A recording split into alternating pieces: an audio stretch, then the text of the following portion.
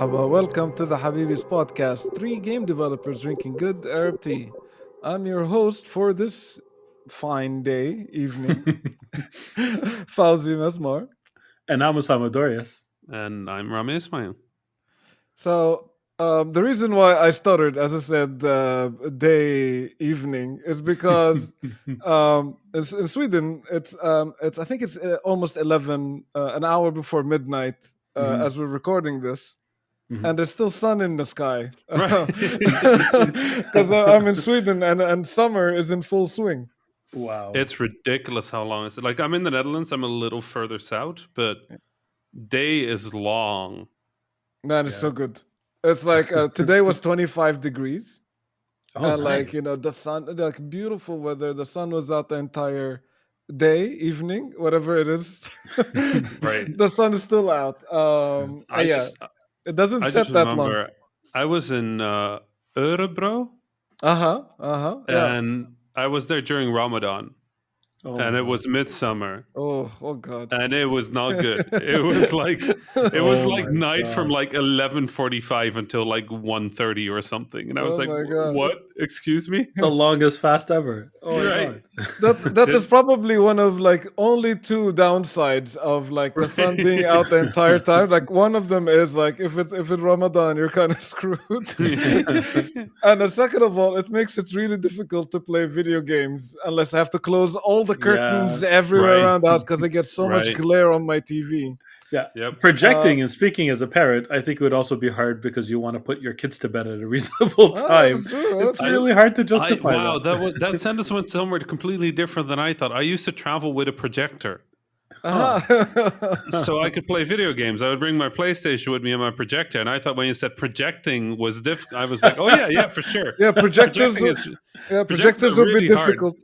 Yes. Really good projector. I love gadgets. I have too many gadgets, but I have this really good travel projector from Sony. And I would just plug a PlayStation into it, and it will be so much better than most hotel rooms TVs. Because those Really? hotel room TVs, I don't know why they always have such bad TVs. Because they don't They're have to always have good terrible TVs. But then the other thing is, 90% of them you'd have to like figure out what the security mechanism is to switch it to a different HDMI input. Yeah. So I would be sitting in hotel rooms. I got really good at like identifying what system they were using, and I knew the unlock codes for like a number of those hotel TV Wow, brands. really? So I could switch it to a different HDMI. I knew how some of the like little boxes under those TVs worked, and how I could like send a signal to them from my computer to like override stuff. That's I'm pretty incredible. I It Because have- was wild. I I have struggled with the very same thing, but similar I things to I kind give of up like way quicker. override TV stuff to hook my Switch into Right. it without a Yeah. dock, or to hook my PC and like be able to play movies, or way to project like mirror my phone. Right. If I the used to TV was not smart at all, I could find a way so I can like watch the things I want to watch or play the things I want to play. I always traveled with a Chromecast and a PlayStation. Yeah. Although I have to say, like, flight potentially coming up again. I'm working on some paperwork stuff to be allowed my second flight of 2021, which is wild. It's halfway through the year, and I've been on an airplane twice. Um, but now I'm looking at my PS5, and I'm like, y'all. Y'all screwed me really bad with this one. The thing is, like, it doesn't fit in my trolley and my suitcase. Like, what is this device? One could only hope that now that everybody has 5G installed, that you'll have Yeah. very super fast internet connection, and you'll be able to just stream into your PS5 in the Exactly. Netherlands. Yeah. I did that before when there was big Destiny stuff, and even on like old internet, it wasn't that bad. It depends on the Uh, game. Like I right. wouldn't be able to play a fighting game or maybe even a shooter like that. What is it with y'all in fighting games? Like, it's always fighting. There's other games, mate. Like there's racing You're games. right. You're right. But what I meant more is that like fighting games are very, very Right. dependent on latency. Like you cannot like if there's 2 frames, you feel those 2 frames Yeah. that drop. But you can play like RPGs. You can play some 2D games. I played Destiny. Most of Destiny was not that high risk play, right? It's very chill play. It's very end of the evening play. So even though I would miss frequently and I would get a little nauseous over time, it still worked. I played a lot of No, my Persona 5 actually on my PlayStation Vita when I was right. traveling, because I was traveling like crazy in 2017. And I was either playing Breath of the Wild, which was portable, or I had my Vita and I'm playing Persona 5 Yeah, from Mhm. my PS4. that's amazing. But then Strikers came out on Switch, didn't it? It Persona did. 5 It Strikers. did. Yeah, that's incredible. Like carrying a Persona game with you properly on a Switch, big Yeah. screen. I mean, Persona was Nice. always portable. Like, Persona Right. 4, I played portable. I played Uh, Fort Golden. I think Fort Golden I played portable. yeah, Is that possible? Golden, Yeah, yeah. I think that was it. Yeah. Golden, yes. Yeah. Good That's stuff. Oh, but great anyway, to stuff. go back to the sun and glare and how it's making it difficult to play video games, especially the video game I'm playing right now. I'm playing Resident Evil 8. just a very Uh, just a very sunshine kind of game. exactly. So the sunshine is going. There's a lot of glare on the TV, and Yeah. there's a lot of darkness, and I can't see anything. Well, that's the Is it only like way that I play horror games. By the way, I get scared from horror games. I do jump you like get like crazy. a nice did you get like a nice rainbow glare on your screen? Yeah. Like everything is like nice and rainbows and then like monsters. But it's reassuring. Like if you're playing at night, that every jump scare is a I lot scarier, right? Yanni, I can't play any horror games. Like I cannot play horror. I don't know what it is. Like it's the jump scares. Like Yeah, I get that there's like the tension is fun, yeah, but then the jump scare to me actually isn't fun. yeah. So I'm out. How's Resident Evil 8 though? I'm a big fan of Resident Evil. As you guys know, the first game is on my top 10 all time favorite games. Yep. Listen to Uh, the Horror Bites if you want to know more. yeah. Mhm. I loved 7. I thought 7 was fantastic, and it's a really nice return to form for the series. And Resident Evil 8 so far is a continuation of that. So I haven't finished it. I'm trying very hard to play it in whatever darkness I can get. Which is like, knock on wood, it's been fantastic. We haven't been getting much of those, and I'm not complaining. Mm. So I think I'm like 3 or 4 hours in. It's on the same engine, the Resident Evil engine, which is also like it's really good. Like the graphics and the rendering that it does. I like what the engine can do. Really good at rendering intestines. It's like carefully crafted to render realistic looking intestines. Yeah, I don't wanna spoil the story too much, but you find yourself in a village in the middle of a snow, like very early on, and then you're chased with all sorts of like fast and scary monsters. This game, what I like about like in 7, there was a lot of homage to the first couple of games. In 8, there is a nice mixture between an homage to Resident Evil 4 and to the previous games. So you get there were some moments that were very reminiscent of that early Resident Evil 4 location where like all the villagers are out to kill you. And there's that crazy guy with the chainsaw. Um, you guys don't play horror games, so I'm not sure if you can relate, but I hope like a lot of people listening are nodding. Um, because in Resident Evil 8, there's a lot of moments that are reminiscent of that, which is really cool. It was like, there's very panic. Oh my God, where should I go? Is it here? Oh, there's people here. Oh, should I go there? Oh my God. And like, I'm constantly panicking and panicking more and more as I'm trying to like to find a place to go. I mean, listening to this description, it sounds more like me trying to get from a meeting to a meeting at GDC. It's like, oh my God, there's people here. Okay, let's go to the other. Oh It's no, very there's people there. similar. I feel like all the people in the meetings are trying to jump at you and bite you. It's pretty much the same thing. So GDC. Okay, GDC with biting. I will play a Resident Evil at a GDC. That'd be horrifying. Wait, they made a zombie game in a mall, right? They did. Yeah. Dead Rising. Dead Yeah, Rising. Dead Rising. Yeah, Dead One of Rising, my yeah. Dead favorite. Rising One was of my cool. favorite games. Yeah. That's Such a- the fun game. You can smack people with the giant fish in that game. yeah. that's true. No, I mean I think the only horror game I really played and it's not even a horror game, was Dying Light. Dying Light Oh, is I great. love Yeah. I love the original Dying Light, and I remember being impressed by how dark it was when it got night, which is really like just a power fantasy for you, Faust, if you want to like actually see night again. So Yeah. why did you play like Dying Light and not other horror games? I'm curious. Yeah. I don't know. I think the thing with Dying Light was it was less. It wasn't quite a horror game. Yeah. Right? It was very much a mobility game, and the zombies were more used as like as dynamic obstacles. Yeah. I don't know. It's a jump because one of my favorite games of all time is Alan Wake, Yeah. which is a definitely scary sort of game. like a thriller horror game, but it only does 2 jump scares. Mm. Well, I play an RPG and it does a jump scare, and I'm like, I'm done. Yeah. Plus, like that's it. Like it just pulls a jump scare on me once, and I'm like, well, you know what? I was having a good time, but my heart rate is like 700, and I'm done. Because like I'm I'm similar to you. I actually like horror themed games. It's just a horror right. genre, like the ones that are meant to scare you, that I have a really hard time with. Like, so, But like, can I make another confession? yeah, go for it. Go for it. I cannot deal with gore in games. Yeah, Uh-huh. I'm Like not a fan of you gore were either. you were talking about Mortal Kombat the other day, and I'm just like, I still have nightmares of seeing that fatality where like a dude gets ripped in two, Mhm. and I'm just like, I saw that once, and I'm like, I can never play a video game again. There's like Like 40 this is fatalities like that. that's the thing. Like every time like anytime people are talking about how great the fatalities are, I'm like, I watched one 7 years ago, and I still like. Whenever I think of it, I'm like, nope, nope.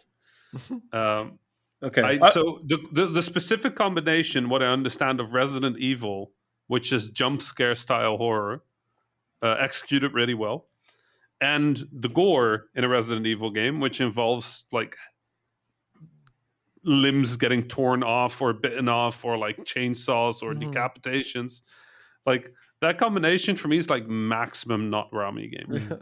So playing the German versions of games, from what I understand, Left 4 Dead in Germany had no gore. As soon as you killed a zombie, there was no blood splatter, and the bodies would just disappear. I don't know if this is still true, but they had regulations against gore in video games back then. That much I know is for real. Um, and that's the thing. Like, I actually Left 4 Dead is one of my favorite games. I absolutely loved it. Same with Dead Rising. Neither of those are really horror games. Like, yeah, the jump scare of the mechanic of the hunter jumping on you is not the same as like an anticipation with the music and the setup of like a jump scare in a horror movie where like your heart will beat for 5 minutes afterwards, like and not be able to stop. So, Fauzi, Yo. this horror game in daylight. Yes. What is? Does it hold up in daylight? Is it that good? It's really good. Like, other than sometimes I have a hard time seeing things when it's very dark, and then I have to pause the game. And like I have thick curtains. You need them in the Mhm. summer in the north, so Mhm. I have to close all the curtains and come back to the game again. It's really good. I haven't had a lot of jump scares, to be honest.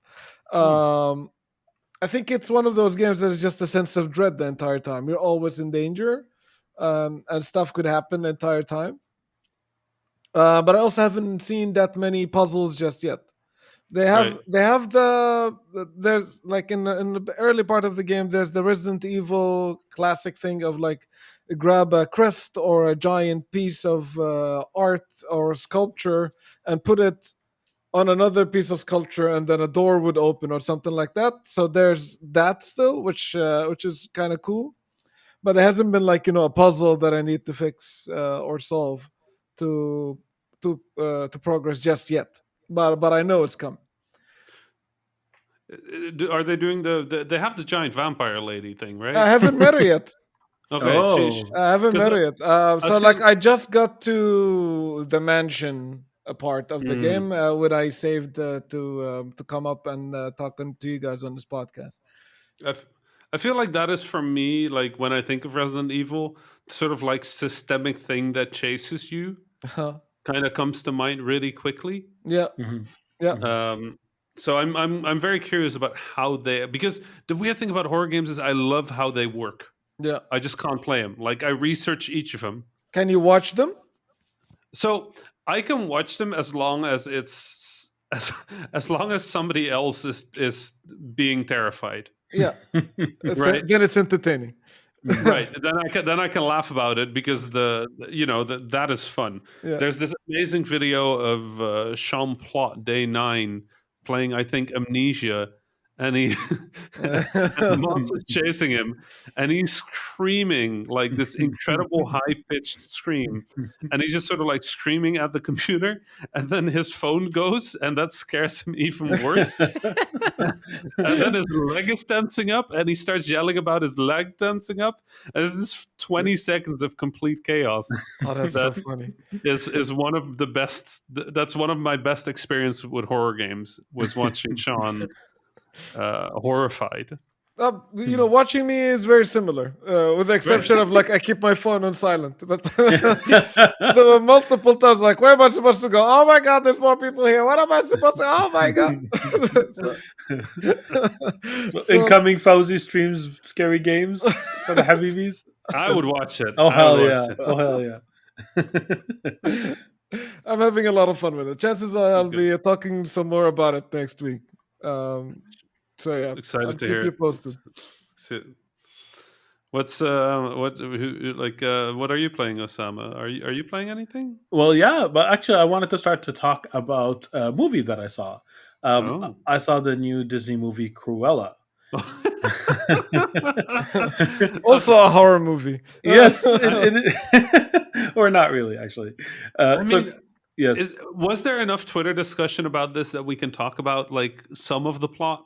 so I think the price of admission of Cruella turned a lot of people away. So I don't think all that many people watched it.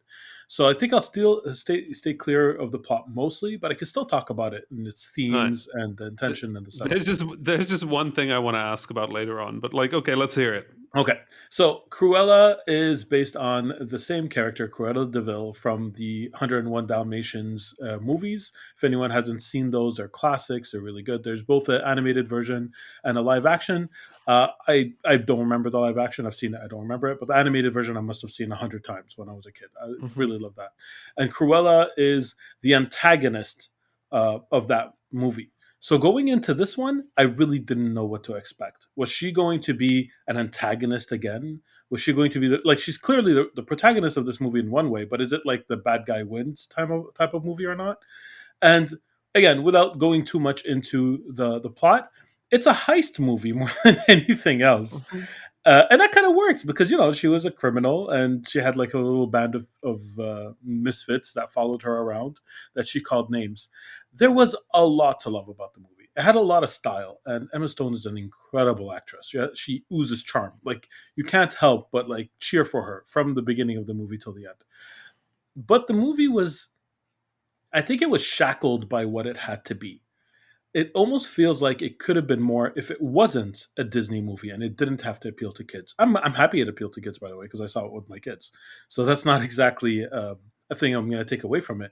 But I feel like the type of story they wanted to tell would have been better if it wasn't a G, or I don't know if it's G or PG, whatever it was. If it was more of an R. The character really was portrayed as being like kind of an auteur, anti-capitalist in a way, like a visionary, but it felt like they were working within a box, like they had to appeal to that demographic. They had all that lore to live up to. They broke some of the, like, it is in its own world. Like there are some things that Cruella does in the other movies, like it's not a prequel. It's really a reimagining. It's not the same Cruella that you know before. There's hints of it, and there are a few things that are a little sloppy. Like there's she has in the movie that I'll permit myself with one spoiler. So fast forward 30 seconds if you don't want to hear this.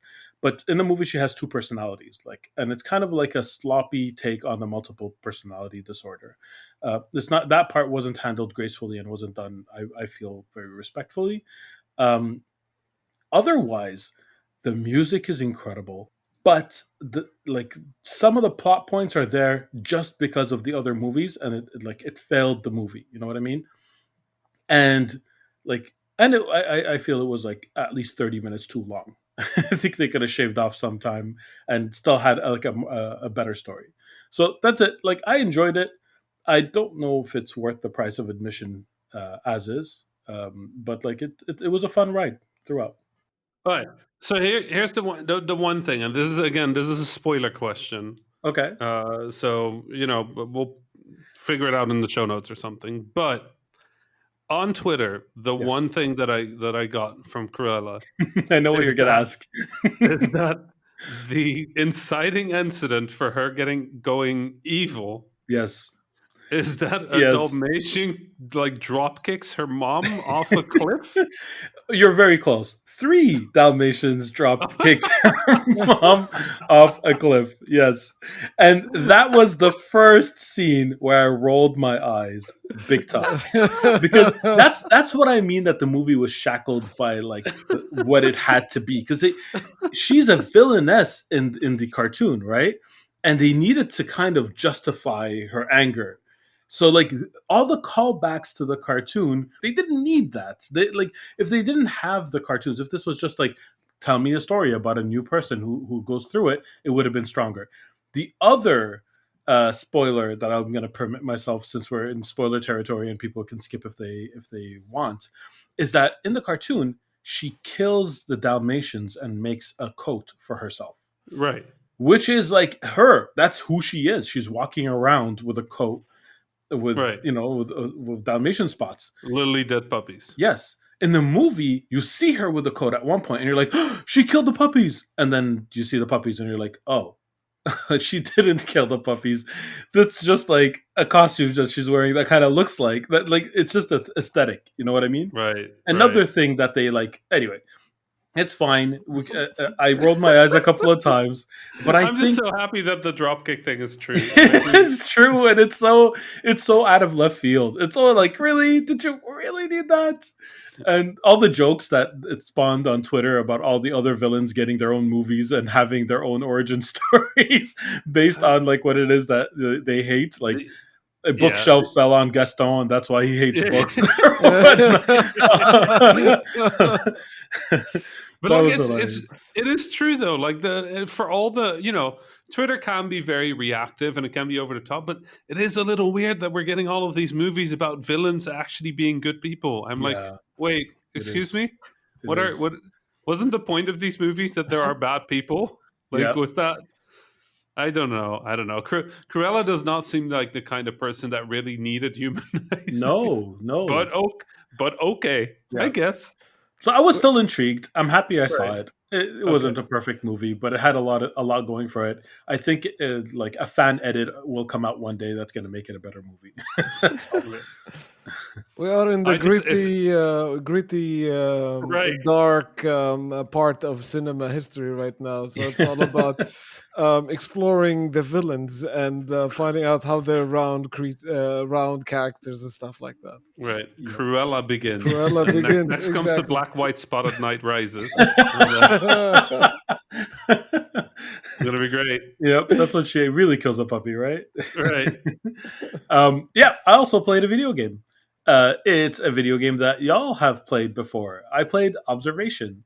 Oh. Oh So yeah. since you spoke about it until now, it's been on my Wait, want isn't to that play. like episode 2 or 3, episode 3, the flowers for the CIA. It was that episode specifically. This is the episode that started the whole flowers on our Twitter. Right. Yes. That's the origin story of that dark, gritty reboot. There'll be a movie about it one day. Not even that. You remembered Observation from Yes. that episode. Yes. Yikes. Well, Wow. Observation was actually on my backlog even before. I Okay. bumped it up to the top, or very close to the top, since you two mentioned it, because it just sounded intriguing. I really thought it was a different kind of game. So Observation, if you want just a little synopsis, I'm not going to go too deep into the plot because that's what's special about it, and y'all should play it if you haven't played it before. Mhm.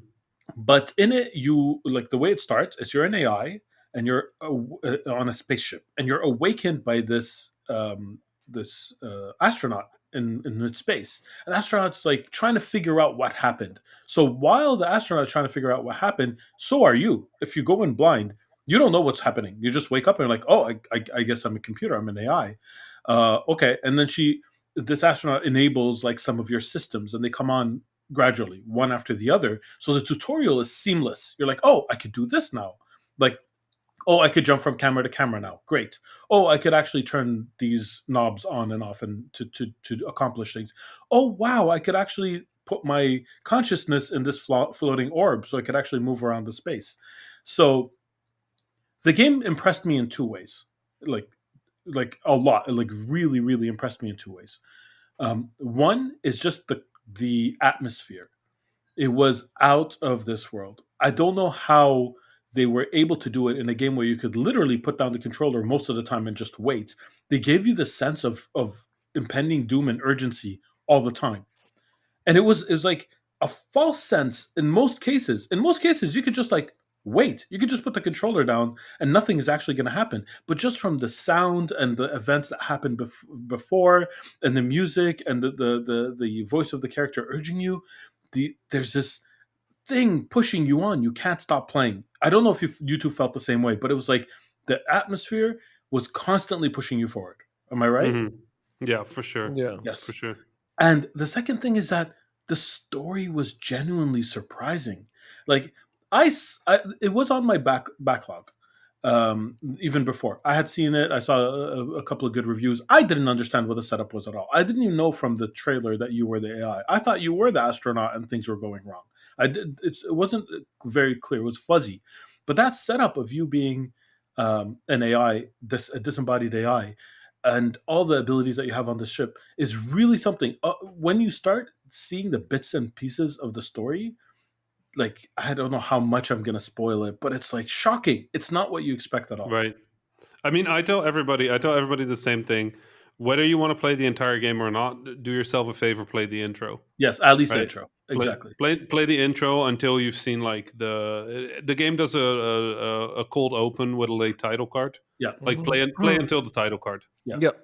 It's short. Um, That part is like what, 20 right. minutes, 30 minutes? Yeah, it's 10 to 20 minutes, and I tell everybody the same thing. Play until that title card. I don't think I've met anybody that got to the title card and then didn't finish it. Yeah, yeah. It's gonna Uh, push you through. But before the whole COVID thing, people would come visit. They would play the intro, and then I would just be sitting staring at my TV for the next 3.5 hours as they finish the game. yeah. Like, So the other really impressive thing about this game is that this is how you'd make indie games like right. I'm sorry that if that statement sounds like really out of left field, oh, but the game is so much more than the sum of its parts. It's really simple in its execution. Like there are a lot of complex things about making a 3D game. A lot. Mostly having to deal with these characters and collisions and animations and how they blend one from the other. All of these things are a pain. You need systems for them and you need to QA them and all that. And this game was able, just because of this of how the game is crafted, was able to bypass most of that. Most of the animations were bespoke. It's just like wait for this thing to happen and then this character is going to move from this point to that point. And I'm sorry if I'm robbing you of the magic because it doesn't feel that way while you're playing it, but as a game designer I can't help but analyze this, right? I can't help but like right, go into the space and be like, wow, that character model is really detailed. Wow, the animation is well done. right. Oh my god, there's only one way that animation can play. They just saved themselves like months of QA just on that little thing. It's It's incredible. The whole game is extremely like that. economical. It's Yes, Mhm. so economical. Yeah. it's incredible. Like it's so well done. It really like I'm still impressed. I'm very very impressed by it. I don't know if you either of you. I know you've spoken about it before, but if you either of you have anything to add about it, I uh, mean, it's exactly what you say. It's just an impressive game. I think there is definitely a sort of like added appreciation for the game if you're a game developer. yeah, It feels like a game that is for game developers in a way where you look at it and you're like, wow, y'all did what yeah. with how little like I And mean you it's got still away with actually it. That's the part yeah, that's like yeah. what? But I think even if you're not a developer, like it's just a very impressive, very tight narrative experience. Yeah, It's the kind of walking simulator that I love. yeah, It's very tight. It's very limited. It doesn't overstay its welcome. If it does, only a little. Um, it plays with its own form. It pushes against the sort of like shape of the medium. A yeah. beautiful game, like Well, flawlessly executed. seriously, I'm very, very impressed. Kudos to whoever worked on it. I don't know That anyone on the was team, but that was kudos. No Code, which is a game studio that was before they did a game called Stories Untold. Okay, I haven't played that. Not as good as Observation, but they recently re-released that, so you can now also get it on newer devices. I'll look it Not as good, but still an interesting. You can clearly see the DNA that went into Observation later. A very exciting studio. I can recommend following them on Twitter. They're underscore no code on Twitter, and I think they're Scottish. Yep, they're the peeps up in Scotland. Yep, Yeah, good folks. good folks. Small studio, but oh boy, can they pack a punch in that game? I like about like an observation in the atmosphere that it captured. It reminded me a lot of what was that Sandra Bullock movie? Gravity. Oh, Gravity. Gravity, Yeah, yes. like Gravity. there were scenes in Gravity when I was like, I feel like I need some air. Like I'm grasping Yeah, for air. I yeah. feel like so claustrophobic and so depraved of air that I get the feeling that I am in space. And Observation captured a lot of what Gravity did really really well. And as they sat there at this this space atmosphere, but also the set of the sense of dread at the Yes. Right. same time. It's like Yes. you're in space and something's gone really wrong the entire Yeah, time. Um, exactly. Fantastic game. Yeah. And it's on Yeah. Game Pass. Is it still on Game? When I played it, it was on Game Yes, Pass. in It's Game Pass. it's Oh my leaving god. Game Pass, I think, in a couple of Really? weeks. Yeah, Ah, I okay. believe it's. I could be mistaken, but I think I saw it on the list of games that are leaving Game Pass soon. Okay. Yeah, Yeah, grab it while you can. Then it's pretty good. Yeah. absolutely. You know, the other game, like there's one other game like Observation that I tend to recommend, but it's a bit of a shame. Those games were partially ARGs, Uh-huh. Oh, so you can't play them exactly the way they were supposed to. But these games were called A Semblance as one word. So not a semblance, but a semblance huh. moved together. They're very similar, small, economic. They're a lot clunkier, also a lot older than Observation. Um, if you want like a good, weird, spooky, tense, sort of like oppressive atmosphere game, both the Semblance games are really good. Just play them in order if you do play them. You Hey, played the this looks familiar. Observer, the game. Yeah, I did play Observer. That also, to different extent, Right, itches like that theme, but a lot more cyberpunky. Yeah, right, for sure. Rami, I watched you play A Semblance. I remember it. We Oh, that's were in. possible. I think we were in Phoenix, and you brought. Was it your PlayStation Right. or your Xbox? Yes. Yeah, of course I Yeah. brought my PlayStation. Yeah, I was like, why is this familiar? I'm pretty sure I never played it, and then Right. it came back to me. So yeah, it looked intriguing. That's why I added it to my list. It's a very similar thing. It kind of like plays with like your understanding of what like it's spooky because you don't understand what's happening, Yeah, right? And I think it's such a hard feeling to get right. Like it's yeah, so hard to make it so that the player or the audience understands enough to follow sort of like the logical threads yeah, that they're guessing at what could be true, but that they're somewhat worried about not knowing which one it is or whether any of that what they're thinking is correct. It's such a hard line narratively to walk, and the observation walks it so elegantly, so deftly. It's really, really just yeah. I'm Uh, glad you played it, Osama. Rami, I wanted to ask you, which Mass Effect are you up to now? Wait, let me get I, started on that. I wanted to talk about Mass Effect a little bit Oh, because you're a Mass Effect too. I made a shocking Mass Effect discovery. Well, kind of. Someone Ashley else is made it for me. racist. We spoke about that No last week. way. Yeah, he No, a admitted to little bit. that last week. Yes. So I finished Mass Effect 1. And Okay. I've alluded to it before, but Mass Effect 1 was not my favorite Mass Effect. I played it at the beginning. I saw the potential, and I kind of whizzed through it. I definitely did not have a completionist run. So this time, Mhm. when I was playing it, after playing one of the missions, I was like, okay, I know I'm close to the end now. Let me ask people what content I shouldn't miss from my first playthrough, because my first playthrough I just went through it, and unfortunately, it turns out that I went too far, and I couldn't play Oh, the DLC mission because it gets deactivated at that right. point. And there were a lot of missions that just closed off for me Yep. because I should have asked that Mhm. question literally one mission before I did. I just played one mission too many. It's Right. not a big deal. I was actually eager to move away from Mass Effect, and I started playing Mass Effect 2. Okay. And this is the interesting part. When I first played Mass Effect, I was playing sorry, when I first played Mass Effect Legendary Edition, the first Mass Effect, a lot of the menus, a lot of the mechanics, I'm like, really? That's how it was? That's not what I remember. Because your brain kind of reprograms Right. itself, right? I was like, wait, you press Y to heal? Or triangle if you're on PlayStation to heal? That's not what I remember. And wait, how come I'm not able to take cover? Like all these things that I thought the game was different, and I had to remember that Mass Effect 1 and Mass Effect 2 are completely different games in terms of mechanics. It's like they Right. were built from the bottom up. The menus are different. The way you upgrade your weapons were different. Like the progression was different. They kind of had a similar aesthetic, but it was functionally a very different game. And some things about Mass Effect 1 I preferred, and some things about Mass Effect 2 I preferred. Overall, it was a big improvement. But Mass Effect 2 became a shooter. You had ammo you had to pick up, you have to reload after a few shots, that kind of stuff, just from the gunslinging. The first Mass Effect was like your weapon overheated and cooled down and never ran out of ammo. That kind of stuff felt more sci-fi to me than the reloading of the ammo. It was more Call of Duty, and I'm not hating on it. I don't mind Call of Duty, but it's just that these changes, like even the way you scan planets. And the first one was like kind of unsatisfying, because you just pressed a button and the planet was scanned. And the second one was tedious. I'm like, Right. I don't want to do this. Like, Right. and I remember when I played the first Mass Effect, like the Legendary Edition, I went through the planets. I'm like, why did I remember scanning planets to be so tedious?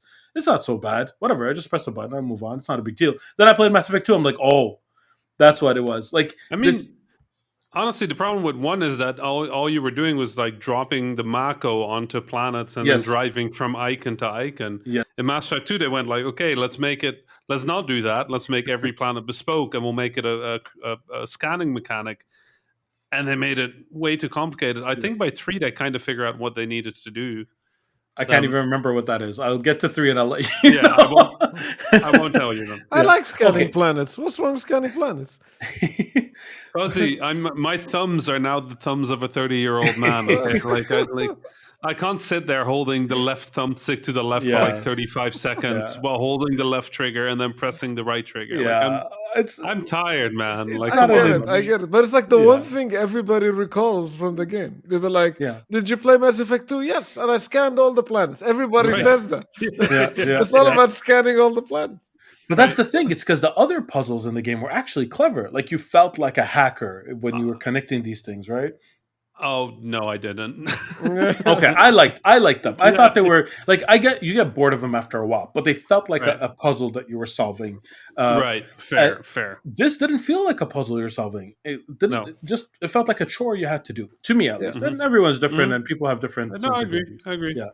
But okay, so this is the big discovery, and it's not my discovery. So one of my friends, Stefan, who I used to work with at Gameloft all those years back when I played this game, listened to our podcast and sent me a message and said, "Osama, you don't remember what happened in your Mass Effect 2 run?" And I'm like, "What are you talking about?" He's like, "You mentioned that you had to do the comic because you had to play Mass Effect 3, but you didn't mention why. Apparently, I got a red ring of death." And I lost my save file. Oh no! In Mass Those Effect still 2, happening?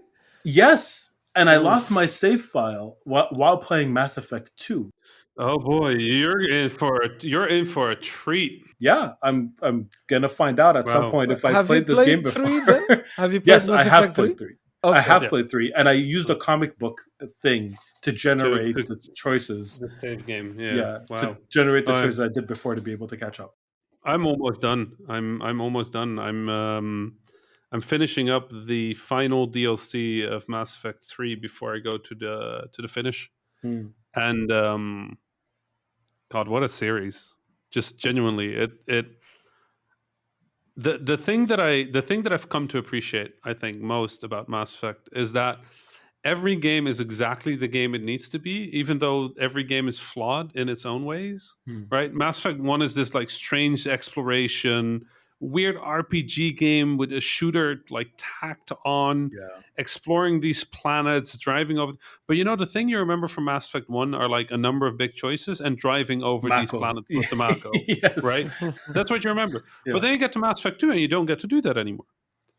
You end up scanning all these planets, but in your mind, somewhere in your mind, you're imagining it as driving over these planets with the Mako, right? And it like explodes the story with all these options and choices. They had all these choices that you made in Mass Effect 1 that could come back and surprise you in Mass Effect 2. Mhm. They had all these big choices in Mass Effect 2 that like the promise was that they would like move forward into Mass Effect 3, right? So you remember Mass Effect 2 as like these big choices, these like sort of like the strategic mastermind, like building up to like the final encounter, and everybody remembers that of Mass Effect 2, Mhm. right? And then you go to Mass Effect 3, and there's all these big story conclusions, these big moments, like payoff of like all these different choices that you've made across Mass Effect 1 and 2. You remember that. And if you think of the Mass Effect trilogy, your mind kind of like blends them together. And you get like the exploration of Mass Effect 1 and the choices of Mass Effect 2 and the story like impact of Mass Effect 3. And you mash all that together, and you actually get a perfect game. Hmm. Right? You get everything. Mhm. Even though the 3 individual games are not perfect and have like severe flaws in some cases, when you take the best of each of them and you turn them into one memory, Yeah. um, the flaws are overwritten by the good things from the other games. And I had never thought about it, but now that I'm wrapping up on 3 and I'm thinking about my time with the trilogy, kind of starting to see that even though they swapped what they were focusing on every time, the end result is this very coherent thing. And I think the thing that really glues it together for me is the Normandy. And the way they've built the game around that is just so spectacular. Hmm. And you can see how their focus shifts across the games from Mass Effect 1, where it's definitely a place, and it's a place that's meant to feel like a return point. I think by Mass Effect 2 they really figured out that the Normandy needed to feel home, and by Mass Effect 3 they kind of nail it. Mhm. Um, what a wonderful thing to make a home in a game. Like I think the only other game that really sort of like did that for me was Destiny with the tower, where you go home frequently. And I think in MMOs it's a little easier because like Orgrimmar in World of Warcraft has been a home for me, and like the tower in Destiny has been a home for me. Um, but when I think of the concept of home in a video game, it's the Normandy. It's the Hmm. Normandy every single time. I want the biggest poster of that ship. I want the biggest like model of that ship. Like I've been trying to find a good big model of the Normandy, You could and I think Mass probably Effect is you could probably relate to that a lot, Rami, because like your home is on an aircraft of some right. sort. maybe that's maybe that's part of it. But like honestly, like besides that, my home has always been, you know, the weird thing is I travel a lot, right, and I go everywhere. Mhm. But I still think I need an anchor in Yeah. life, like a place, right, Of course. a home. And I think the Normandy, even though I guess it's an airplane now that you're saying it, that's true. Um, I think still, like for me, it evokes like the feeling of home, Yeah. of being in a place that I feel safe um, and that I want to return to, right? Mhm. Um, and that's I don't know. It's rare in games. It's the opposite of what games feel like they're usually about. It's never about the fantasy of going home. I, I'm trying to think back to the games I've played to see if I've had a similar experience of a game that I feel like home because of a location in the game. Usually that's not what it is for me. It's the sum of like what the game is. It's not I don't this I can't think of one specific place where I'm like, okay, this feels like home within this game. It's the game itself, like it's being in the game that feels like going back home. And I'm curious, maybe if I give it some more thought, I'll come up with something. But like I move Right. on a lot from games. Right. No, but that's the thing. Like for Mass Effect, it's really a place. Yeah. It's really the place because Yeah. it does contrast it, right? It does contrast the different places and the home. But I think it's very similar to my life, right? Yeah. I travel to all these different places where the rules are different, the languages are different, the cultures are different, everything is different. But then when I go home at the end of the trip, it's this building with these walls, Yeah. right? And within the walls is mine. And I don't know, like a home for me. has always kind of been important. Like I've told you about, like, growing up, how we used to live at my grandmother in Egypt when we would visit. Mhm. And I remember when we were moving to the house that we have now in Mu'attam. Uh, at first, a home doesn't feel like home, Mhm. right? When you move, it's new, and it's kind of scary, honestly. Yeah. I don't know. I find moving very intimidating. I haven't done it much in my life either. Oh, Um, I'm moving next week. My new place, actually. really Yeah, I just got a nice. new place. I'm moving to a different part of Stockholm. I think Mabruk. I'm the opposite of you, Rami. I just moved around quite a bit, actually. You traveled, yeah. You traveled everywhere, right? So, like, lived in a whole bunch of different places. So, like, when I tried to, like, you're talking about like an anchor or a place that is a place to go back to. When I think about it, for me, I have many homes, and I kind of like miss all of them. Like Tokyo Right. was a home for me at some point. New Zealand is a home. Mhm. Berlin is a home, and now Stockholm is a home. So, like, a lot of these areas, like, there's places I like, people that I love, and a routine that I once had, and all of that. And I like to travel a lot and travel back and visit and see these places, but I don't really um, have an anchor in any of them, but in all of them at the same time. I don't know if that makes sense. So Mhm. How how do you make a home then? Like, what are there items that you have to bring, or like is it just whatever space you're in is home? I used to. So, like, I'm moving a whole bunch of video games with me around the world. I was just like posting that on Twitter the other day. I think I have, like, I don't know, a couple of thousand discs. That now I'm Yeah. going like, so I moved everything digital because, like, I'm just tired Yes. of either giving away games or giving away books every time I move. Yeah. I have, like, some small trinkets and stuff, like photos on the fridge. There's some guitars that I take with me everywhere I go. It was the one I took with me when I first traveled. It was the only thing I owned. Nice. Um, and, like, some bits and pieces that I picked up along the way. That more like stuff with Yeah, sentimental value more right. than The anything. the doilies. Doilies, of course. Right. The other day, like, I was moving and my friend was like, Fauzi, have some doilies if you'd like for your new place. Like, I was like, I You don't. took them, right? Yes. Okay. All right. Of course you did. I gotta put them on my PS5. I need, I need 300 doilies to cover that thing. Yeah, no, I don't know. Like, I'm trying to think, because I haven't moved a lot in my life. Like, I've traveled a lot, and the joke was, like, airplanes are my home, my backpack is my home, but it's Yeah, not quite true, right? Like, I need a home, and I'm trying to think of, like, the items that would always come with me. a PS4. Um, well, yeah, I mean, the non-functional items that would always come with me, Yeah.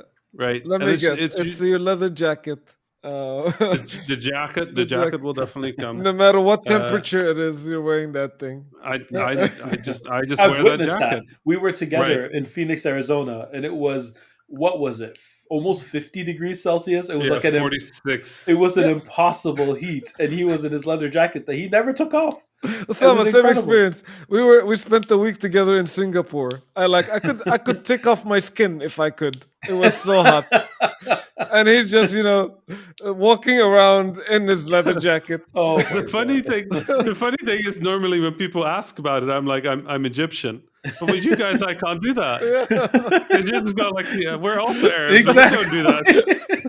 Exactly. We're also Exactly. Arabs, Then again, then again, Osama, you're in Montreal. Like, I don't know, like, how you deal with the cold. Yeah, we Honestly, we have both extremes, by the way. Our hots are very hot as well. your They don't your last hot your long. hots are hot, but Yeah, they're like different hot. yeah, Like, but they're but suffocating your hot because we colds are get humidity. sure, but your cold is ridiculous. Yeah, Like, I can deal with hot is not an issue for me. yeah, I'm Egyptian. yeah. But It works in this context, believe me. right, but minus 35. Like, what is that? Yeah, it's Like, impossibly cold here. which person moved it, like, which settler or colonist moved through Canada, build a home, like, if we're speaking of home anyway, build a Yes. home in the middle of, like, some rivers, and then stayed there when winter came. You know what's really funny is that we were never meant to come to Montreal. It was a layover. what happened is because like my family, I was born in Iraq. My family grew up in Iraq. We left Iraq and we went to the Arab Emirates for 4 years. And my dad is a petroleum engineer, and he Right. had an interview in Alberta because they have oil in Alberta, Canada. There's no oil in Montreal, and there was a layover in Montreal. And my parents, when they stopped in Montreal and they saw how like ethnically diverse it was and how multicultural it was, then went to Alberta and saw how it's not that. Not at It's all. my dad was like, okay, we're not going to move to that place. We'll move to this one and figure out work because that is the Wow. kind of thing that you like. It's very difficult to grow up in a place where you're like it was difficult enough like being Right. here, right? So imagine what it's like in Alberta, where it was really we would have been the minority of the minorities, right? There's Right. barely anyone there who's not white Yeah. or who doesn't fit that form. So Wow. yeah, so it was really if there was no layover in Montreal, I would have been a very different person who grew up in a very different place. You would still be you. I You'd hope still just be. so, but I mean, Yeah. I moved there when like we moved to Canada when I was 5. That's a Wow. long Yeah, time that's to true. yeah. I That's true. was really young. Uh, What was? Do you remember your home before that? yes, In I in have. uh, in Emirates, then, Yes, right? You I were there do for four remember the years. Emirates. Yes, I do remember a lot of the things about the Emirates, but it's all like fragmented memories that was reconstructed in some cases by pictures. You know how it is, right? Right. Like Yeah. Yeah. the thing is, when you're that young, the things you remember are not that impressive to anyone else. Like I remember our neighbor had a cat, and they would let me pet the cat. Like that's a vivid memory, but it reconstructs the whole area. Like I know what their apartment looks like because they would allow me to go there and pet their cat, like that kind of thing. You know what I mean? And in the Arab world, having a pet cat was uncommon, uh, especially at that time. So it was noteworthy that they had a cat. Cats were Right. Fair. they're just on the street. They're everywhere, right? They're not. Right. So for that was noteworthy, and because of that, it stuck with me. Like those are the kind Right. of things I remember compared to my parents who remember like life events, like huge things. But I went back and I visited Iraq several times, like, when I was 12, 16, 30, like all those times, but never to the Emirates. To me, the Emirates is forever stuck with memories of a 4-year old Osama. Wow. Yeah. You should go back sometime. Yeah, I'd It, love to. it, I actually came close. I was invited to a conference in Abu Dhabi. I was actually sorry, in Dubai, but I wasn't actually in Abu Dhabi when I was in the Emirates. But I Mm. was invited to a conference in Dubai, and COVID put that to an end. So Right. Yeah. unfortunately, I wasn't able to go. But I was this close to going back, and Well, inshallah, but inshallah, inshallah yeah, soon. we'll start it will flying be a soon. very different country for you when you see it. Yes, Yeah, I'm for sure. sure. I'm sure. Like it's gone through a crazy amount of change, like especially if you haven't been since you were like 5. Yeah, this is like Right. more than 35 Which years ago. I was just about to say, for Osama, that's also like 50 something years ago. So. Your math is. I forgive you for your math, Ravi. I'm just mentally making you older every time we speak. Like I wanna keep the Hag Osama thing going. That's one thing you have in common with my kids. They do the same thing. Those millennials. Oh my Yeah, god. but Fauzi, you traveled a lot as well. Where were your homes? So, born in Saudi Arabia, spent most of my childhood between Saudi Arabia and Jordan.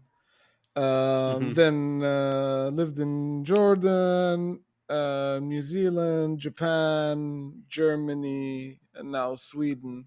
So 7 homes in total.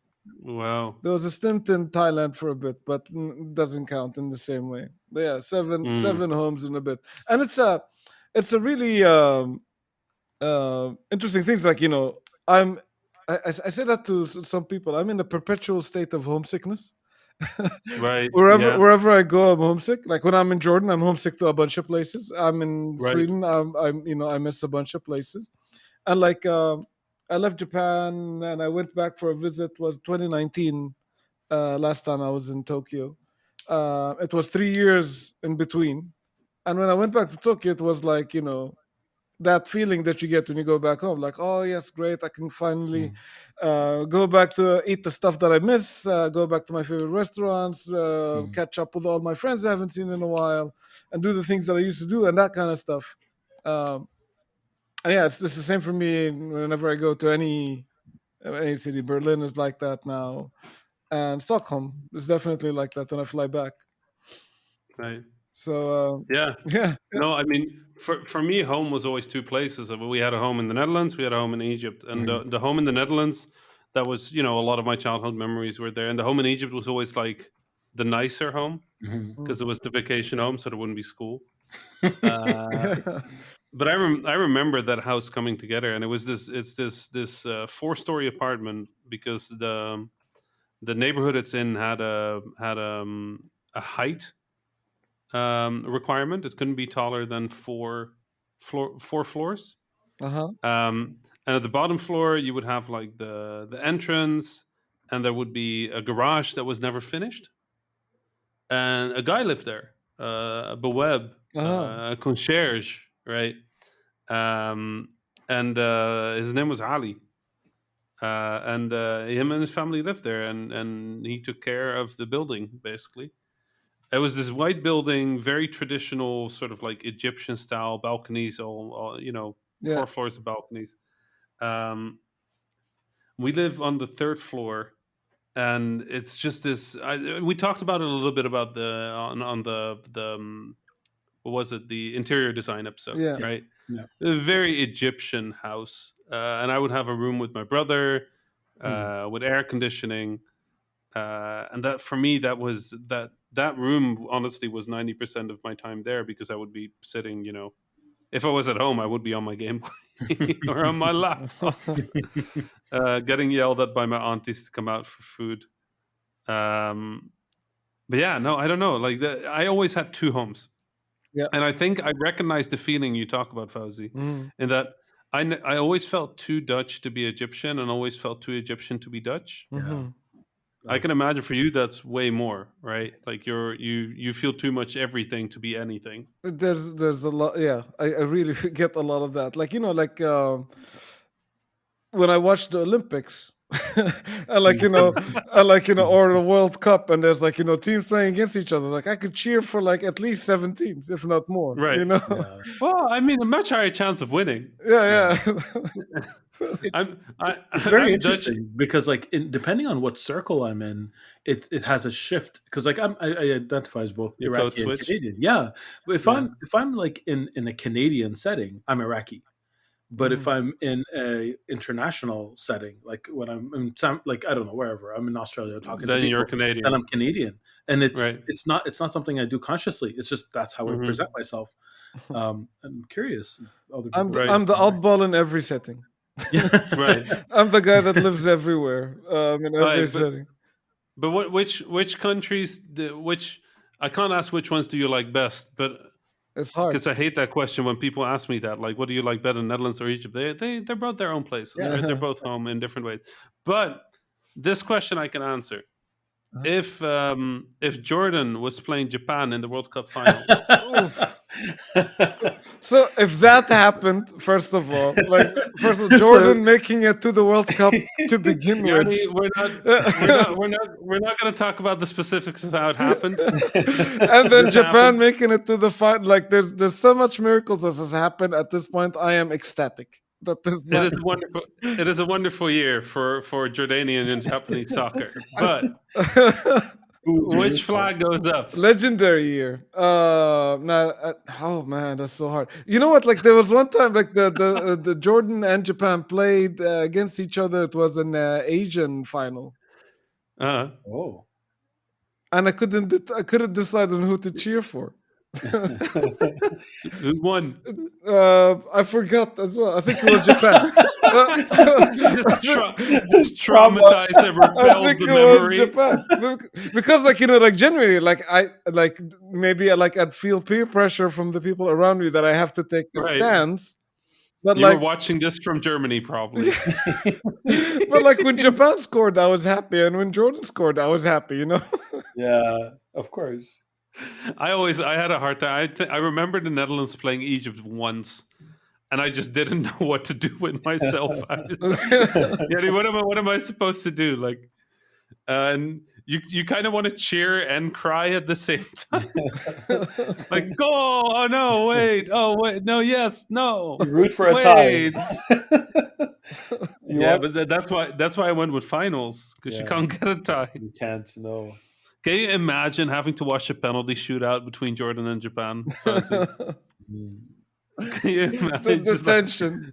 Yeah, just go to bed. Like, khalas, I'm not You know watching what? this. I'll Google it tomorrow. Someone once told me, like, as I talked about these things, like, home is not the land or the piece of earth where it is. Home is, where the people you care about are. So even in this virtual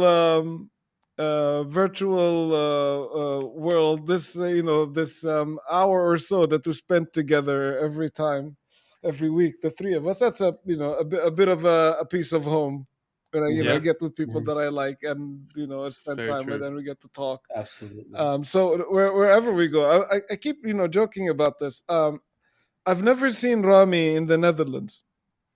I've never seen him in the Netherlands. Like I've seen, like I see Rami like 5-6 times a year, but never in the Netherlands. Always somewhere else. Yeah. I don't think you've ever seen me in Germany or now in Sweden. Like just I end up haven't. meeting in like different places. Right. Like I could never like invite Rami to my house and like cook him a meal or something like this. Right. We're always in some random place. So like Right. the construct of home, I believe, is around the people you love wherever they are. Yeah, you know what? That's true. That's true. It also makes it that many places can be home now. Yes, which is nice. Which is I good. think that is that's a nice thing about this. Honestly, about this industry, about this work, about this job. Yeah. I think the games industry for me became home as well. Absolutely. Which is nice. Absolutely. Nice for a nomad. We're Arabs, right? The nomads by our DNA. That's true. That's true. Travelers and nomads. Yeah. Travelers and nomads. Well, I hope we can, travel to a place all at the same time soon. I would love now, that. as like things are starting getting better. Habibis travel. That would be fun. Travel. I Habibis haven't on been the road. to Europe in a while. Maybe I'll come see you. Yeah, come to Europe sometime. I'd love to. Yes. You pick where do we meet up? Are we gonna go to Denmark? We're just gonna go in the middle between the Netherlands and Stockholm. I'm down for that. Yeah, Denmark. Why not? Yeah, I could do a Denmark. Sure. I've never been to Denmark. It's a nice place. Perfect. Or Sweden or the Netherlands for that. I think the only places I've been in Europe are France. What we can do is you can fly to the Netherlands, stay with me, then I'll drive you to Copenhagen in Denmark, and Fauzi drives there as well. Yeah. Sounds great. And then we hang out there for a few days, and then Fauzi takes you and drives on to Stockholm. We'll record that episode in the flesh. That'll be our first Habibis episode. In Denmark. We're actually in the same room in Denmark. Yes. That would be amazing. Maybe it should be Switzerland because it's completely neutral. And that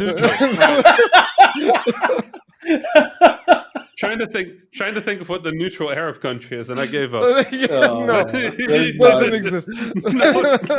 No such thing.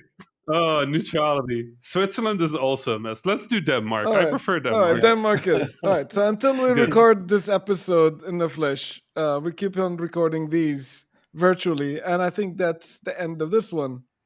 Yeah, beautiful. I think it was a good time talking about home, and then realizing that really this podcast and the community and the Discord has kind of become a home. Really is. It really has. Right. Thank you everybody for listening. Thank you for joining us on our Discord. Thank you for being a part of our lives and a part of our discussions, and keep the conversations going. We'd love to hear from you. But for now, salam. Salam. Salam. That was the Habibis podcast for this week. I am Fauzi Masmar, your host for this episode. You can find me on Twitter at Fauzi Masmar. My fellow Habibis were Osama Dorias, who you can find on Twitter at Osama Dorias, and Rami Ismail, who you can find on Twitter at THA_Rami. Send us your questions, stories, and suggestions via info@thehabibis.com. Intro and outro music was provided by Malik Zubayla, and the logo was provided by Ibrahim Hamdi. The Habibis is a weekly podcast about 3 game developers drinking good Arab tea, with new episodes launching every Friday, inshallah. If you enjoyed the show, don't forget to subscribe to your favorite podcasting service or check out thehabibis.com for more information. Thank you for listening. Salam.